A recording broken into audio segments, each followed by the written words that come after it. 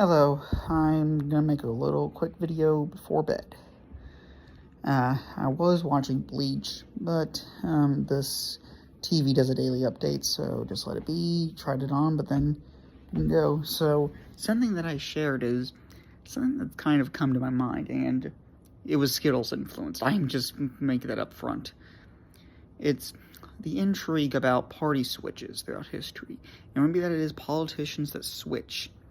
And I'm not going to dive into some that may switch because of racism, Thurman. But I'm going to talk about two that I find pretty interesting, which is Jim Jeffords and Richard Shelby. Let's start with Richard Shelby first. Richard Shelby was a senator from Alabama from 1987 till 2023. He was initially elected in 1986, beating incumbent Jeremiah Denton, who was a Vietnam War hero. Jeremiah Denton was a Republican at the time, and Richard Shelby was a Democrat. Richard Shelby entered in 1987 as probably the most conservative Democrat in the Senate, and then he won re-election in 1992, even with Bill Clinton losing Alabama. And then Shelby, I want to say about 93, 94, he flipped to becoming a Republican.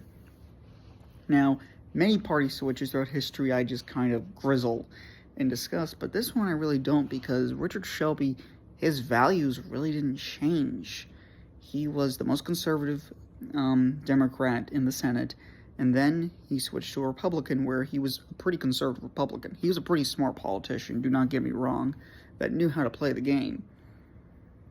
Even if I disagree with a ton of his views and maybe some of the stuff he voted, a lot of the stuff he voted for, but I acknowledge that him switching parties was pretty consistent. And now that I talked about a Democrat switching to Republican, let's go back to Jim Jeffords. I believe that was his name.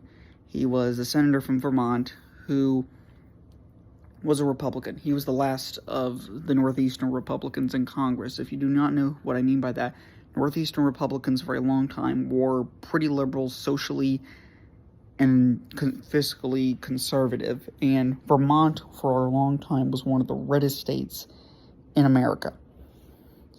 So, what I find interesting is Jeffords was like the last liberal Republican in Congress. And in 2001, I want to say, the Democrats and the Republicans were tied in the House. And the Democrats talked to 3 Republicans about switching to either becoming a flat-out Democrat or becoming independent and caucusing with the Democrats. Those 3 Republicans were Lincoln Chafee from Rhode Island, John McCain from Arizona, yes, that John McCain, and Jim Jeffords of Vermont. And Jim Jeffords was the one that accepted, and I believe he got like a higher committee position in exchange for flipping from being a Republican to an independent caucusing with the Democrats.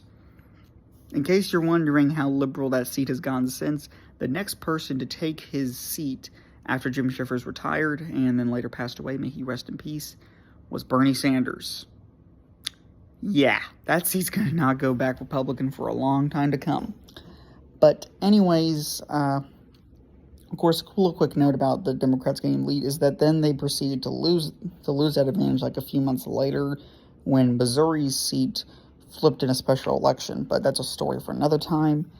Anyways, I just find that interesting to evaluate 2 different times politicians switched parties and how both kind of make sense. Because, well, Jeffords, he didn't change his political views all that much after becoming independent caucusing with the Democrats. And Shelby's views really didn't change after he became a Republican. Anyways, that's a little talk for tonight. You have yourself a good sleep. And I will probably post this in the morning, so the context will be lost. Have a good night, or morning, or afternoon, depending on when you watch this. Bye.